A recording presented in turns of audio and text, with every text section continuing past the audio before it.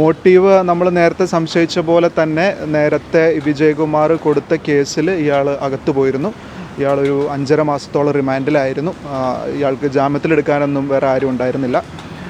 പിന്നെ ഇയാളെ ജാമ്യത്തിലെടുത്തത് കോട്ടയത്ത് തന്നെയുള്ള 2 സ്ത്രീകളാണ്. അതിനെക്കുറിച്ച് കൃത്യമായിട്ടുള്ളൊരു ഇൻഫർമേഷൻ ഞാൻ വേറെ കൊടുക്കുന്നുണ്ട്.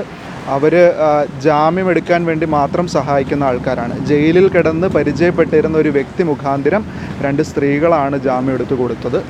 അപ്പോൾ ഈ 5.5 മാസത്തോളം റിമാൻഡിൽ കഴിഞ്ഞതിൻ്റെയും പിന്നീട് ഇയാളുടെ കുടുംബം വൈഫ് എന്തോ ഇട്ടേച്ചു പോവോ അങ്ങനെ എന്തോ ഇഷ്യൂസൊക്കെ ഉണ്ടായി. അപ്പോൾ അതിൻ്റെ പ്രതികാരം എന്നോണം ആയിരിക്കാം ഇത്രയും ക്രൂരമായ കൊലപാതകം ചെയ്തതെന്നാണ് നമ്മുടെ അസംഷൻ.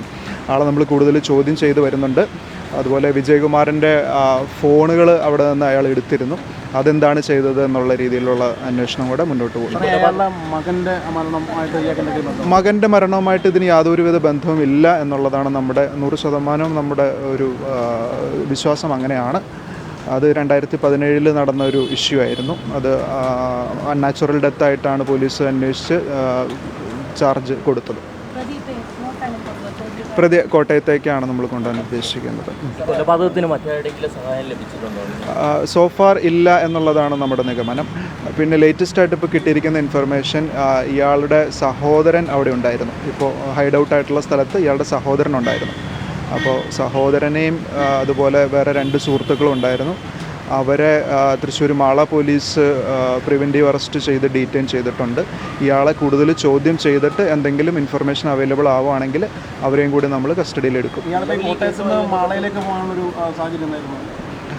അതാ പറഞ്ഞത്, ഈ സഹോദരൻ അവിടെ ഉണ്ടായിരുന്നു എന്നുള്ളൊരു ഇതുകൊണ്ടാണ് ആദ്യം നമുക്ക് പെരുമ്പാവൂരുള്ളതായിട്ടാണ് ഇൻഫർമേഷൻ കിട്ടിയത്. അവിടെ ചെന്ന് സെർച്ച് നടത്തി പിന്നീട് ഫോളോ അപ്പിലാണ് മാള വരെ നമ്മൾ എത്തിച്ചത്. ഒളിവിൽ കഴിയാൻ സഹായിച്ചിരുന്നോ, സഹോദരൻ ഇതിനെക്കുറിച്ച് അറിവുണ്ടായിരുന്നോ, ഈ രീതിയിലുള്ള അന്വേഷണം നമുക്ക് നടത്തേണ്ടിയിരിക്കുന്നു. ഒരാളെ മാത്രമാണ് അറസ്റ്റ് ചെയ്തിട്ടുള്ളത്. മറ്റുള്ളവർ അത് ജസ്റ്റ് നമ്മൾ വെരിഫൈ ചെയ്യാൻ വേണ്ടിയിട്ട് ആണ് ചെയ്തിരിക്കുന്നത്.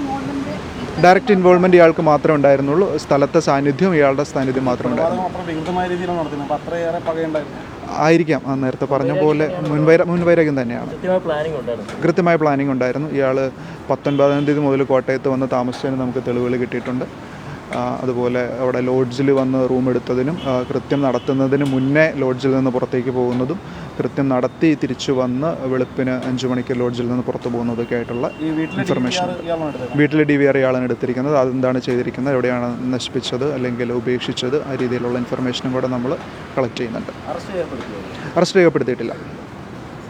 Okay, thank U.